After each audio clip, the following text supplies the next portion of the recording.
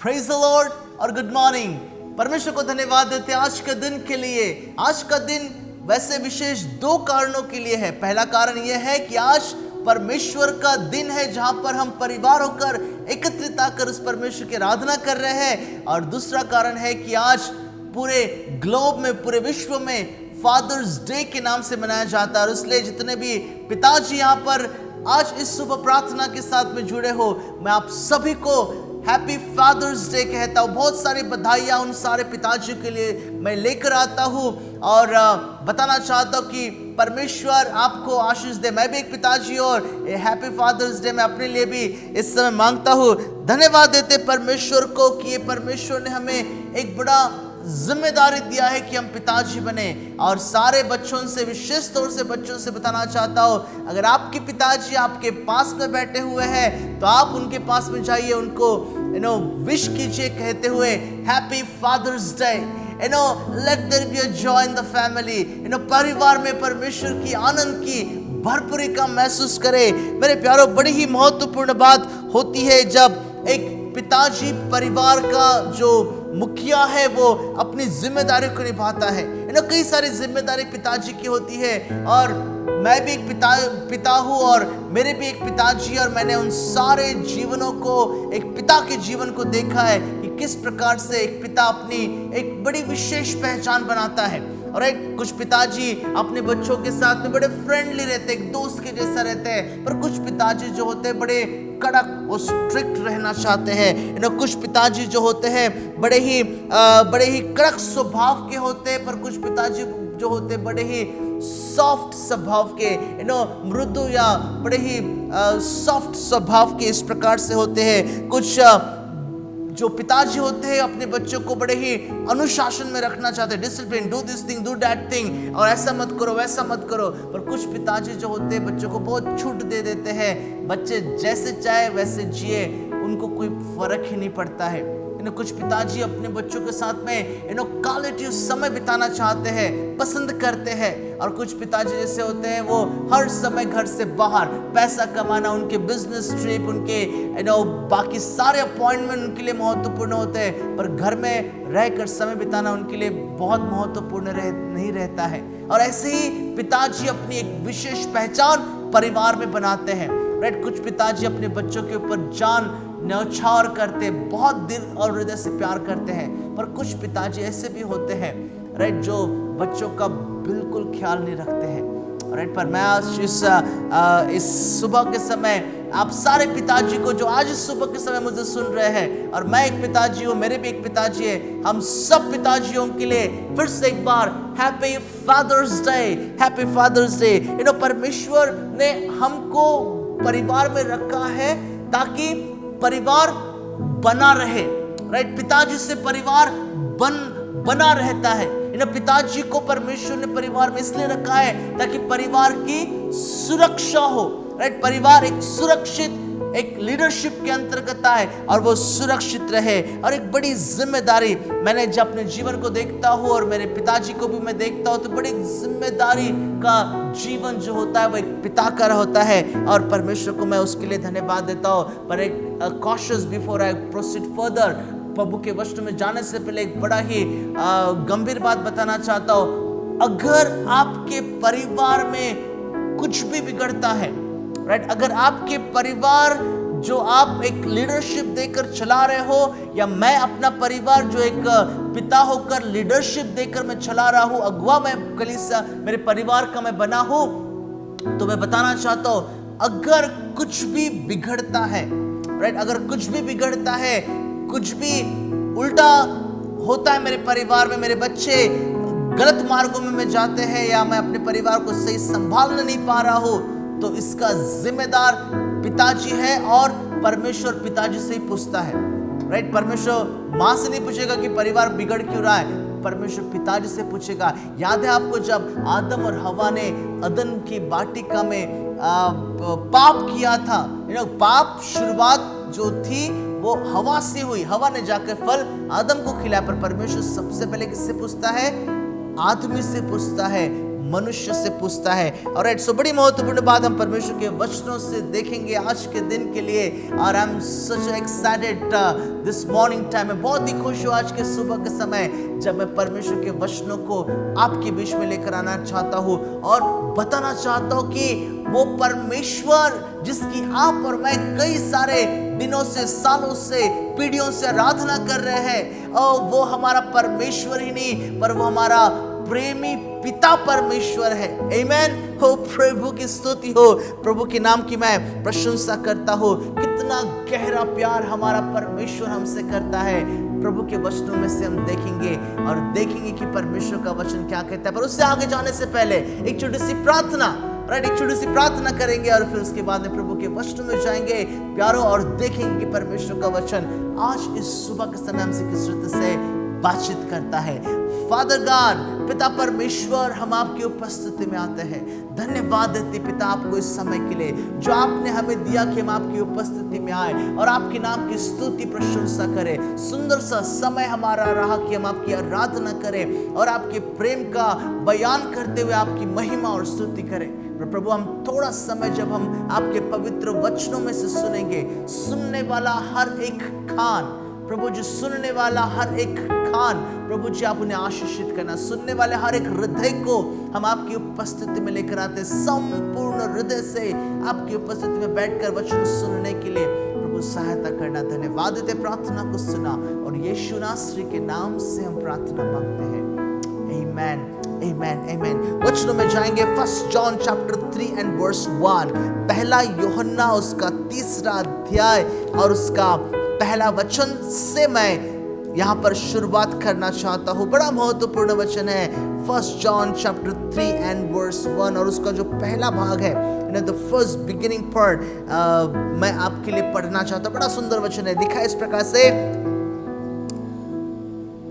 देखो पिता ने हमसे कैसा प्रेम किया है कि हम परमेश्वर की संतान कहलाए।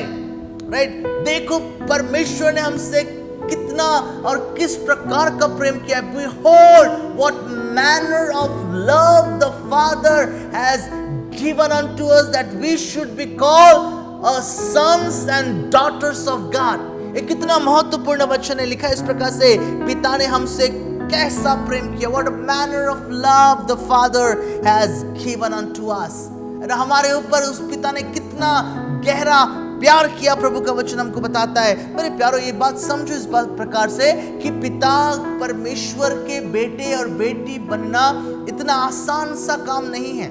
राइट, इतना आसान सा काम नहीं है। जब आप पिता के और उस परमेश्वर के परिवार के सदस्य बनते हो तो ये सबसे महत्वपूर्ण बात आपके और मेरे जीवन के लिए होती है।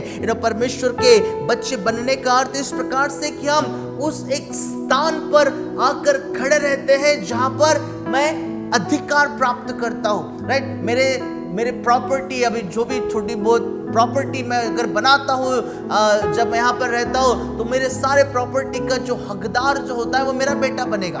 राइट, उसको बर्थ राइट बन जाता है, उसका एक जन्म सिद्ध अधिकार बन जाता है कि मेरे मृत्यु के पश्चात मेरी सारी प्रॉपर्टी, सारी जायदाद जो भी मेरे पास है वो सब कुछ मेरे बेटे के नाम पर जाए और एक लीगली उसको अधिकार मिलता है। और उसी प्रकार के अधिकार की बात परमेश्वर का वचन यहाँ पर कहता है। राइट, परमेश्वर के बच्चे, बेटे और बेटी बनने का अर्थ है कि आप परमेश्वर के परिवार के लीगली सदस्य बन गए।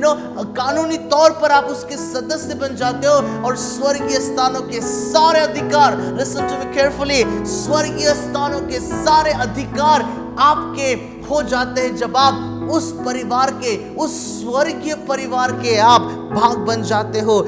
परमेश्वर का वचन यहाँ पर इस प्रकार से बताता है कि हम एक लीगल हेयर्स, एक कानूनी तौर से हम उसके अधिकारी बनते हैं। प्रभु का वचन बताता है प्रभु का बेटे और बेटी बनने का दूसरा अर्थ इस प्रकार से है कि हम उसके स्वभाव गुण को प्रकट करते हैं। उसी वचनों में जब मैं था तो मैं थोड़ा और आगे गया और आगे के वचनों को जब मैं पढ़ा, 3रा अध्याय के 9वें वचन में जब मैं पढ़ा यहाँ पर, तो यहाँ पर एक सुंदर सी बात, डीएनए की बात मुझे यहाँ पर पता चली।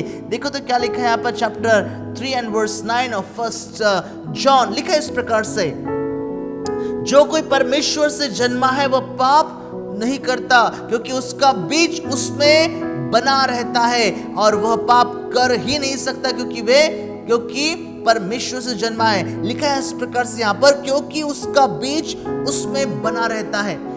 परमेश्वर का बीज, परमेश्वर के जो डीएनए होते हैं, मेरे बेटा जो है उसमें मेरा स्वभाव आ जाता है। That is all comes as a natural thing. और एक पति पत्नी का जब शारीरिक संबंध होता है, उसके द्वारा जब बच्चा पैदा होता है, तो बच्चे के शरीर में जो डीएनए होते हैं वो पिता के डीएनए होते हैं, और उस प्रकार से जो मेरा स्वभाव है मेरे बेटे के अंदर में चले आता है।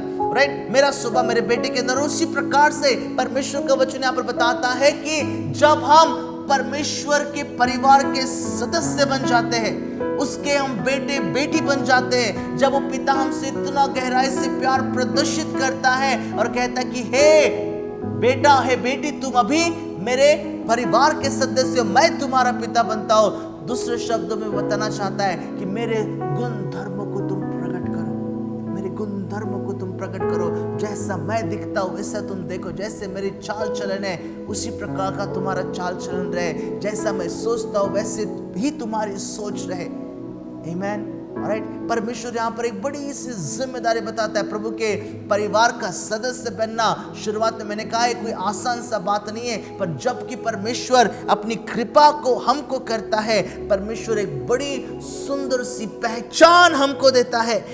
हमें वो परमेश्वर ऐसी पहचान देता है जो बताता है कि अभी तुम अनाथ नहीं हो, अभी तुम जो है वो छोड़े हुए या त्यागी हुई संतान नहीं हो, अभी तुम लावारिस नहीं हो कि जैसा तुम्हें चाहिए वैसे तुम जीवन जियो। वो बताता है कि तुम अभी एक प्रभु यीशु मसीह के द्वारा एक नई तुम सृष्टि हो, परमेश्वर के प्रतिनिधि हो, और हम उस परमेश्वर के परिवार के भाग और सदस्य बने हो। वो प्रभु का वचन मदद करता है हमें समझने के लिए। हमारी गलती कहाँ हो जाती पता है? हमारी गलती वहां पर हो जाती कि बार बार हम इस एक बात को भूल बैठते हैं। राइट, बार बार हम इस एक बात को भूल बैठते हैं कि हमारा पिता जो है वो परमेश्वर है और हम उसकी संतान है, और हमें हमारे पिता के स्वभाव गुण को, उसके डीएनए को, उसके पवित्रता को हमारे जीवन के द्वारा लोगों तक दिखाने की जरूरत है, बताने की जरूरत है कि proudly my father is a heavenly father. मेरा पिता जो है वो स्वर्गीय पिता है, और वो मेरा परमेश्वर भी है और मेरे पिताजी भी है। इस प्रकार से पर हमारी गलती हो जाती कि हम उस प्रकार के स्वभाव गुण को हम लोगों तक छोड़ते नहीं हैं। हम अपने आप को विश्वासी जरूर कहते हैं, राइट, अपने आप को विश्वासी जरूर कहते हैं, जहां पर हमें हमारे स्वर्गीय पिता के गुणधर्मों को बताने की जरूरत है, पर हम विश्वासी कहते हुए भी हम उस शैतान के गुण धर्मों को प्रकट करते हैं, शैतान के चलते हैं, और जैसा वो हमसे कहता है उसी प्रकार से हम कहते हैं। दुखद बात होती है, प्रभु यीशु मसीह एक जगह पर जब वो यहूदियों से जब वो बातें करता है, उस एक घटना को मैं आपके नजर में लाना चाहता हूँ। बड़ा सुंदर सा वचन है, John chapter 8 and verse 31 onwards।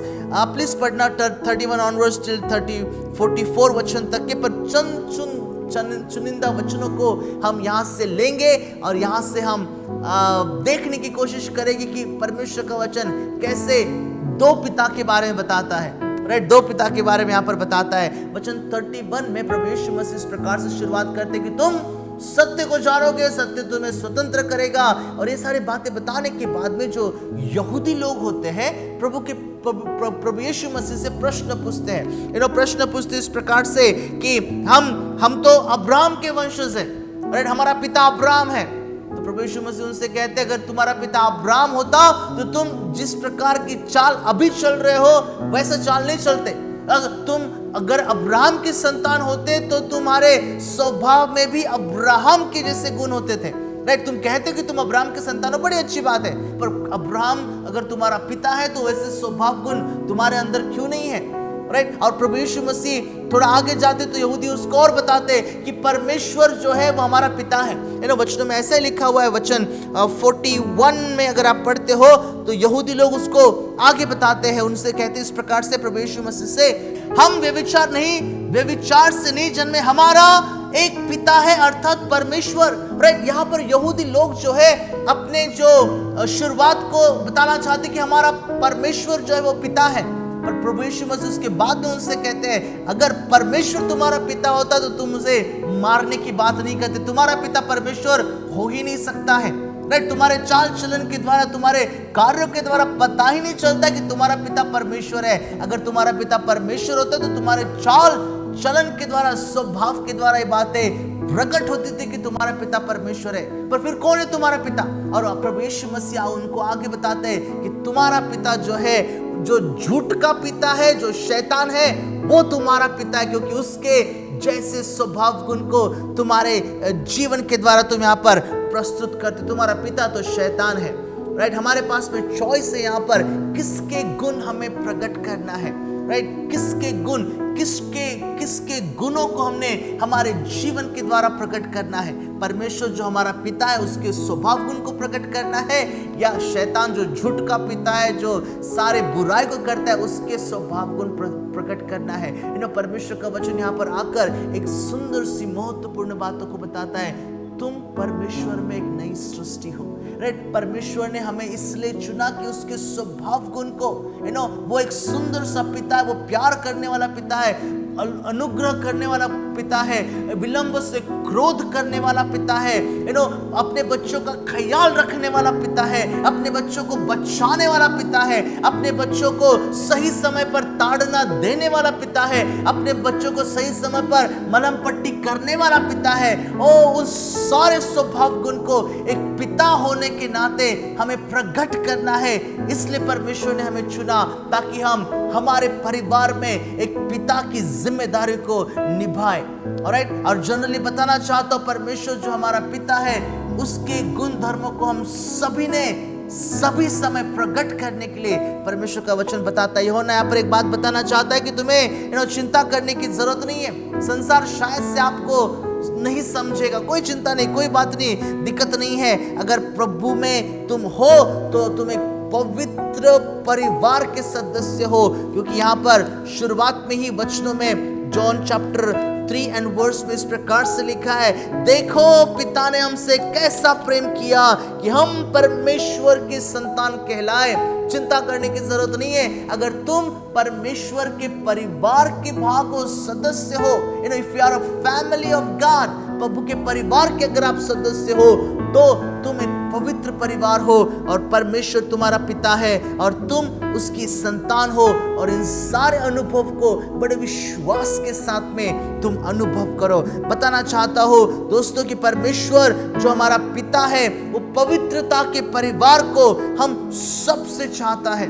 Right. वो चाहता है कि हम पवित्रता के परिवार में उसके लिए रहे, और वो हम पर अनुग्रह के ऊपर अनुग्रह करने वाला परमेश्वर है। उसकी कृपा हम पर वो हर समय उंडलने वाला परमेश्वर है। मुझे आप बताओ, अगर प्रभु यीशु मसीह अपनी पहचान हमको नहीं देता था, अगर पिता परमेश्वर अपने बेटे प्रभु यीशु मसीह को इस पृथ्वी के ऊपर नहीं भेजता था, अपने प्यार को अगर वो नहीं दिखाता था, तो आप सोचो मेरे साथ में हमारे पृथ्वी की अवस्था किस प्रकार से होती थी। हमारे परिवार की अवस्था किस प्रकार से होती थी। हम तो उस शैतान जो दूसरा पिता है उसके स्वभाव गुण को प्रकट करते थे, और वो शैतान जो स्वभाव गुणों को बताता है वो तो हर समय मारना और पीटना और हत्या करना और चोरी करना और अशांति को फैलाना, उसी स्वभाव गुण को भी अभी भी हम हमारे परिवार में देखते थे। परमेश्वर पिता का धन्यवाद हो जो जॉन चैप्टर 3 and verse 16 में कहता है, परमेश्वर ने जगत से, आपसे और मुझसे ऐसा प्रेम रखा कि उसने अपना इकलौता पुत्र दे दिया, ताकि जो कोई उस पर विश्वास करे, हालेलुया, उसका नाश न हो पर अनंत जीवन पाए। परमेश्वर चाहता है कि आप उस परमेश्वर के परिवार के, उस पवित्र परिवार के तुम सदस्य बनो, और देखो कि परमेश्वर की आशीष हम पर वो किस रीति से उंडेलना उंडेलता है। और इसलिए जॉन चैप्टर 14 एंड वर्स 6 में जो बात लिखी है मैं आपके लिए पढ़ना चाहता हूं। जॉन चैप्टर 14 एंड वर्स 6 में प्रभु यीशु मसीह शुरुआत करते इस प्रकार से कि मार्ग, सत्य और जीवन मैं ही हूं, बिना मेरे द्वारा कोई पिता के पास नहीं पहुंच सकता है। बिना मेरे द्वारा पिता के पास नहीं पहुंच सकता। हमने पिता को नहीं देखा। प्रभु यीशु मसीह के चेलों का यही प्रश्न था, हमको सिर्फ पिता दिखा दे हमारे लिए काफी है। प्रभु यीशु मसीह कहते अगर तुमने मुझे देखा है तो तुमने पिता को देखा है। मेरे प्रभु यीशु मसीह के बारे में मैं आपको बताना चाहता हूं। मेरे प्रभु यीशु मसीह ने उस स्वर्गीय पिता के प्यार को एक बहुत सुंदर रीति से अपने जीवन के द्वारा हम तक पहुंचाया है। और परमेश्वर का वचन कहता है कि उससे बेहतर किसी ने भी परमेश्वर को जो है वो हमारे लिए प्रस्तुत नहीं किया है, क्योंकि वो स्वर्ग से आया है, वो उस स्वर्गीय स्थान से आया है, पिता से मिलकर आया है। पिता परमेश्वर और प्रभु यीशु मसीह एक है, इसलिए वो उस पिता को भली भांति हमारे पास में प्रकट कर सकता है, बता सकता है कि वो पिता जो है वो किस प्रकार से सोचता है, वो बता सकता है कि वो पिता हमारे लिए क्या चाहता है, वो बता सकता है कि पिता हमसे कितना प्यार करता है, वो बता सकता है कि पिता हमसे कितना गहराई से प्यार करता है कि उसने तो उसके खुद के बेटे को भी हमारे लिए दे दिया। आमीन। पिता हमसे बहुत सुंदर रीति से प्यार करता है। प्रभु यीशु मसीह के अपने टीचिंग के दौरान प्रभु यीशु मसीह ने एक सुंदर से एक पैराबल को, एक दृष्टांत को कहा। मैं आपका ध्यान उस दृष्टांत की ओर ले जाना चाहता हूं। मेरा उद्देश्य रहेगा इस दृष्टांत के द्वारा मैं आपको उस पिता के प्यार के बारे में, उस पिता के उस अनुग्रह के बारे में जो अपने बेटे के ऊपर बताता है दिखाने पाओ। लूका रचित सुसमाचार के 15 अध्याय के 11 वचन से 32 वचन तक के आप उस कहानी को आप पाओगे। लूका रचित सुसमाचार और उसका 15 अध्याय और उसके 11 वचन से आगे हमारे पास में इतना समय नहीं रहेगा कि हम सारे वचनों को पढ़े, पर मैं आपका ध्यान एक ही वचनों की ओर ले जाना चाहता हूँ। ये होता है यहाँ पर, अगर आप कहानी जानते नहीं तो बताना चाहता हूँ। एक पिताजी होता है और उसके 2 बेटे होते हैं और छोटा बेटा होता है, कहता है पिताजी मेरे प्रॉपर्टी का सारा जो मेरी जायदाद का हिस्सा है आप मुझे दे दो और मैं देखूंगा उसका क्या करने का। तो पर उस समय की जो प्रथम परंपरा थी उसके अनुसार जब तक कि पिताजी मर नहीं जाता है बेटे को उसकी जायदाद नहीं मिलती थी। पर ये बेटा सोचता था कि नहीं मैं मरने तक इंतजार नहीं कर सकता हूँ, आप मुझे मेरे जायदाद का हिस्सा दो। सो पिताजी उसको पैसा दे देते हैं और वो दूर देश में जाता है और अपने पैसों को खर्च करता है, जो उसका मन चाहता है सारे पैसों को खर्च करता है। और ऐसी नौबत आती है कि उस जगह पर अकाल पड़ता है और उसके पैसे खत्म हो जाते हैं। पैसे नहीं है बटुए में तो दोस्त भी भाग जाते हैं और कोई पहचानता नहीं है। जो पहले पैसे देते थे अभी उनके पास पैसा नहीं है तो लोग उनको पहचानते भी नहीं है। और ऐसी उसकी हालत हो गई थी और लोग सब उसको छोड़कर गए थे, उसके सारे दोस्त छोड़कर गए थे। अब ये लड़का जो था उसको भूख लगती है, जाकर सुअर जो फल्ली खाते उसके पास बैठा रहता है और उस फल्ली को खाता है। तो वचन में लिखा है इस प्रकार से वो अपने आपे में आया, उसकी दिमाग की बत्ती जो है वो जल गई। अरे यार क्या हो रहा है यहाँ पर, मैं यहाँ पर खा रहा हूँ फलियों को जो सुअर खाते, और मेरे पिताजी के घर में तो इससे भी बेहतर खाना मेरे घर के नौकर खाते। मैं क्या करूँ यहाँ पर, मैं उठूंगा जाऊंगा मेरे पिताजी से कहूंगा पिताजी तुम मुझे माफ कर दो, मैं तुम्हारा बेटा कहलाने के लायक नहीं हूँ, तुम मुझे कुछ भी छोटा सा काम दे दो मैं रहूंगा इस प्रकार से। ऑलराइट, और ये सोचकर बेटा जब निकल पड़ता है उसके बाद का वचन मैं आपके लिए पढ़ना चाहता हूँ। वर्स चैप्टर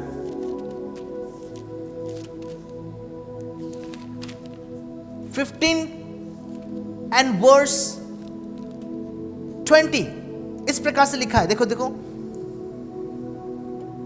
तब वह उठकर अपने पिता के पास चला, उसके बाद में देखना, वह अभी दूर ही था कि उसके पिता ने उसे देखकर तरस खाया और दौड़कर उसे गले लगाया और बहुत चूमा। मेरा 8 साल का बेटा है, चंद दिनों पहले की बात है, थोड़ा सा उसको पता नहीं कुछ तो भी हुआ और उसको गुस्सा आ गया और बोलता कि मैं घर छोड़कर जा रहा हूँ। पहले रूम का दरवाजा खोलता है, स्टेप से नीचे उतरता है और रास्ते के ऊपर जाने के लिए लगता है। और जैसे मुझे पता चलता है कि मेरा बेटा रास्ते के ऊपर जा रहा है, मैं उस समय में प्रॉब्लम में प्रचार की तैयारी कर रहा था और मैं गैलरी में दौड़ दौड़ के रात देखता हूँ तो मेरा बेटा उस नीचे के दुकान के पास में खड़ा है और हमारे एक ब्रदर नारायण वहाँ उसको उस रास्ते से उठाकर उस दुकान के पास में लेकर आकर रखते और मैं जाकर उसको मनाकर ऊपर लेकर आता हूँ। इस कहानी को मैंने क्यों बताया, क्योंकि यहाँ पर भी एक पिता है जो दौड़ कर जाता है। उस संस्कृति को हमने बड़ी समझने की जरूरत है। यहूदी संस्कृति में एक बड़े व्यक्ति को दौड़ना उसके लिए एक लज्जा का विषय था। राइट, यहूदी संस्कृति में एक व्यक्ति को अपने पैर या अपने जांघे को दिखाना एक अनादर की बात थी, उसके लिए एक शर्म की बात थी। पर क्यों ये पिताजी दौड़ कर जाता है? क्या कारण है इस पिताजी को कि वो दौड़ कर जाता है और अपने बच्चे को बचाता है, उसको चूमता है, उसको गले लगाता है? क्या कारण है? राइट, जब आप उसके इतिहास को पढ़ोगे, उसकी व्यवस्था, उसके बारे में क्या लिखी पढ़ोगे तो प्रॉब्ली आप इस बातों को जानने पाओगे। Deuteronomy chapter 21 and verse 18 to verse 21 में यहां पर मूसा की व्यवस्था के अनुसार जो बेटा अपने माता पिता का आदर नहीं करता है, राइट, जो बेटा अपने माता पिता का आदर नहीं करता है, लिखा इस प्रकार से वचन 18 में, यदि किसी के हठीले या दंगेल बेटा हो जो अपने माता पिता की बात न माने किंतु ताड़ना देने पर भी उनकी न सुने, तो उसके माता पिता उसको पकड़कर अपने नगर के बाहर फाटक के निकट नगर के पुरनियों के पास ले आए और वे नगर के पुरनियों से कहे, हमारा यह बेटा हठीला और दंगेल है, यह हमारी नहीं सुनता, वह उड़ाव और पियक्कड़ है। तो उसके बाद में उसकी पनिशमेंट देखो यहाँ पर, तब उस नगर के सब पुरुष उसे फतराव करके मार डाले, यो तू अपने मध्य में ऐसी बुराई को दूर करना। तब सारे इस्राएल सुनकर भय खाए। वो बेटा पापी था, वो बेटा जो अपने पिता को छोड़कर गया था, उसने अपने पिता के विरुद्ध में पाप किया था। वो खुद की इच्छा से पिता को छोड़कर गया, उसने अपने पिता की बातों को नहीं माना, पिता को जो आदर देना था उसने नहीं दिया। अब ये बेटा दंड का अधिकारी, ये पिता को अपना बिल्कुल ख्याल नहीं था कि लोग मेरे बारे में क्या सोचेंगे। अपनी सारी उस पोजीशन को, अपने उस सारे उस ओहदे को, अपने उस सारी उस प्रतिष्ठा को वो भूलकर दौड़ कर जाता है ताकि अपने पापी बेटे को, जिसने अपराध करके उससे दूर गया था, उसको वो गले लगाए। बेटे ने जो भी किया, पिता उस समय सब कुछ भूल जाता है। बेटे ने जो भी किया, पिता उस समय सब कुछ भूल जाता है और बेटे को गले लगाता है ताकि कोई भी उसके ऊपर फतराव न करने पाए। और ये सुंदर से चित्र को बताता है कि कैसे परमेश्वर पिता ने, ओ हमारा परमेश्वर पिता अनुग्रह करने वाला, क्षमा करने वाला पिता है। सुंदर से चित्र को यहाँ पर मुझे दिखाई देता है कि कैसे मैं भी गुनहगार था, कैसे मैं भी परमेश्वर से और उसकी कृपा, करुणा, अनुग्रह से दूर गया हुआ था। कैसे मेरे पिता ने, स्वर्गीय पिता ने अपने बाहें फैलाकर कहता है, बेटे मैं तुझे स्वीकार करता हूं, बेटे तू आजा और मैं तुझे क्षमा करूंगा। कोई भी मेरे बेटे के ऊपर पत्थर ना मारे, कोई भी मेरे बेटे को बुरी नजर से ना देखे, कोई भी मेरे बेटे को ना, जो शैतान क्यों ना हो, कोई भी मेरे बेटे को न कहे कि ये पापी है। आज मैं तुझे गले लगाता हूँ, मैं तेरे लिए मेरे बेटे प्रभु यीशु मसीह को भेजता हूँ, जो अपने लहू को बहाकर तुझे सारे गुनाहों से तुझे क्षमा दे और तेरे सारे गुनाहों को मिटाए, तुझे दाम देकर मोल ले। आज मैं तुझे गले लगाना चाहता हूँ। और ये पिता का प्यार है मेरे प्यारों, ये पिता का प्यार है। पिता का हृदय आपके लिए तड़पता है। वो चाहता है कि जो लोग उसके परिवार के सदस्य नहीं है, जो लोग अभी भी शैतान का पिता बना के रखा है, शैतान को पिता बना के रखा है, जो अभी भी अपवित्रता में जीवन जीते हैं, वो सब लोग और दौड़कर उसके पास में आए, प्रभु यीशु मसीह को स्वीकार करे ताकि वो तुम्हें गले लगाए और एक नया जीवन दे। पिता का हृदय धड़कता है, पिता का हृदय धड़कता है मेरे प्यारों। और इसलिए परमेश्वर का वचन यहाँ पर इस प्रकार से बताता है, जॉन चैप्टर 3 एंड वर्स 16 में बड़ी गंभीर बातों को बताता है। प्रभु यीशु मसीह यहाँ पर इस प्रकार से बताते हैं, जॉन चैप्टर 3 एंड वर्स 16 में लिखा इस प्रकार से, परमेश्वर ने जगत से ऐसा प्रेम रखा कि उसने अपना एकलौता पुत्र दे दिया। पिता हमसे प्रेम करता है, पिता हमसे इतना प्रेम करता है जिसकी कोई भी कल्पना भी नहीं कर सकता है। और इसलिए प्रभु यीशु मसीह यहाँ पर बताना चाहते हैं कि उस खोए हुए बेटे को जो पिता जाकर उसे गले लगाता है, उसके पीछे उसका उद्देश्य है।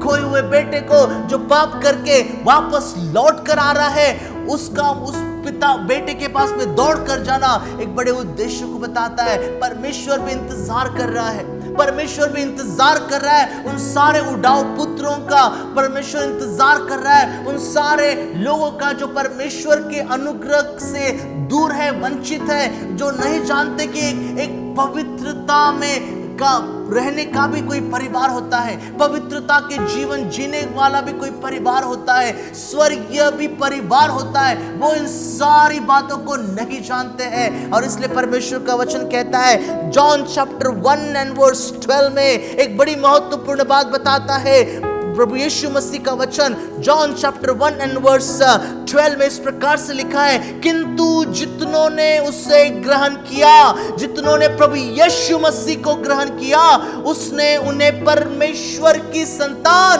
परमेश्वर के बेटे और बेटियां होने का अधिकार दिया है। अर्थात उन्हें जो उसके नाम पर विश्वास करते हैं, अर्थात उन्हें जो उसके नाम पर विश्वास करते हैं। परमेश्वर अपनी पहचान उसने हमें दिया है।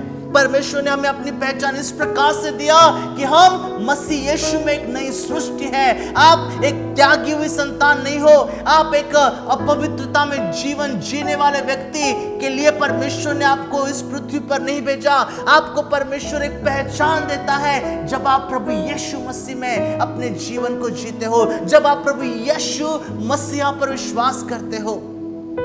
प्रभु यीशु मसीह पिता को इस प्रकार से हमारे बीच में प्रकट करता है, बताना चाहता है कि हमारा स्वर्गीय पिता जो है हमसे बेहद प्यार करता है। अभी भी उसकी बाहें फैली है, अभी भी अपने बाहों को फैलाकर वो कहता है, अगर तुम पवित्रता के परिवार का भाग बनना चाहते हो, आ जाओ, मैं तुम्हें क्षमा करता हूं। मेरे बेटे का लहू काफी है तुम्हारे अपराधों को मिटाने के लिए। कितने भी घोर और कितने भी गंभीर पाप तुमने क्यों ना किए हो, मैं तुम्हें क्षमा करूंगा। मैं अनुग्रहकारी, विलंब से कोप करने वाला ओ प्रेमी पिता परमेश्वर हूं। मैं तुम्हें क्षमा करना चाहता हूं। आओ अब मेरे बेटे प्रभु यीशु मसीह के ऊपर तुम नजात लाओ, उस पर विश्वास करो। विश्वास करके तो देखो, ये जो परिवार की मैं बात कर रहा हूं, इस स्वर्गीय स्थानों के परिवार की जो मैं बात कर रहा हूं, ये पवित्रता के परिवार की जो मैं बात कर रहा हूं, कितना सुंदर सा परिवार है। आमेन, हालेलुया। और परमेश्वर इनवाइट करता है ताकि हम उसके परिवार के भाग बने। परमेश्वर पिता अपने हृदय को हमारे सामने उंडेलता है, उसका प्यार भरा हृदय हमारे सामने उंडेल कर कहता है, ये मेरा हृदय है जो तुम्हारे लिए तड़पता है, ये मेरा हृदय है जो तुम्हारे लिए हर समय इंतजार करता है कि मेरा बेटा, मेरी बेटी कब लौट कर वापस आएंगे, कब उस दुष्ट पिता को जो शैतान है उसको छोड़कर, जो हर समय विनाश की बात करता है उसको छोड़कर, जो जीवन देने वाला पिता है उसके पास में कब लौट कर आएंगे। ये स्वर्गीय पिता हर समय इंतजार करता है। प्रश्न पूछना चाहता मैं आपको, क्या आपको उस स्वर्गीय पिता की पहचान है? क्या आपको उस स्वर्गीय पिता की पहचान है? क्या आपने प्रभु यीशु मसीह के द्वारा उस पिता परमेश्वर के पास में, क्या आपका रिश्ता मजबूत है? क्या आपका रिश्ता प्रभु यीशु मसीह के द्वारा उस स्वर्गीय पिता से मजबूत है? क्या आप उस परिवार के भाग हो? बड़ी सुंदर सी बात पता चलता है जब हम परिवार का भाग बनते हैं। राइट, परिवार का, हम त्यागी हुई संतान परिवार का भाग बनते हैं। मैं आपसे पूछना चाहता हूं, क्या आप उस परिवार का भाग हो? अगर आप उस परिवार के भाग नहीं हो तो इस प्रार्थना को मेरे साथ में करना, और उस प्रकार से हम परमेश्वर को धन्यवाद देंगे। आइए हम प्रार्थना करें। पिता परमेश्वर, मैं तुझे धन्यवाद देता हूं कि तू मेरा पिता है। आज के वचनों के द्वारा मैं इस बातों को समझ नहीं पाया। पिताजी, हम प्रार्थना करते हैं, आप हमें मदद करना कि मैं अपने जीवन में प्रभु यीशु मसीह को जानूं और उसके द्वारा, उस पर विश्वास करने के द्वारा मैं उस पवित्र परिवार का, उस स्वर्ग के स्थानों की आशीषों का हकदार बनूं। प्रभु, मैं आपके परिवार का भाग बनना चाहता हूं। मैं भी चाहता हूं कि मैं उस एक पिता के पास में जाऊं जो मेरी जरूरतों को पूरी करता है।